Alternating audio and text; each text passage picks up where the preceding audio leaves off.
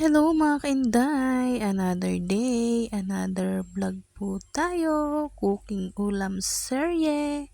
Magluluto lang tayo dyan ng simpleng chicken tinola. Magsosotay lang tayo dyan ng luya, bawang sibuyas, and then lalagyan natin siya ng patis at ihuhulog natin ang ating chicken.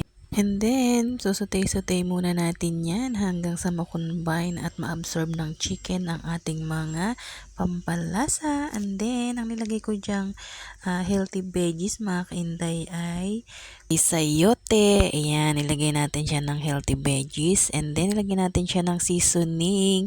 And then, sutay ulit tayo. Mekos. Ayan, pakukulan na rin natin yan hanggang sa lumambot yung ating chicken. Ayan, it's so yummy mga kainday. Busog na naman ang ating pananghalian. Ayan, kukulan pa rin natin yan hanggang mapalambot natin yung ating sayote at ang ating chicken mga kainday. Ayan, pakukuluan natin at titikman natin kung okay na ang kanyang lasa.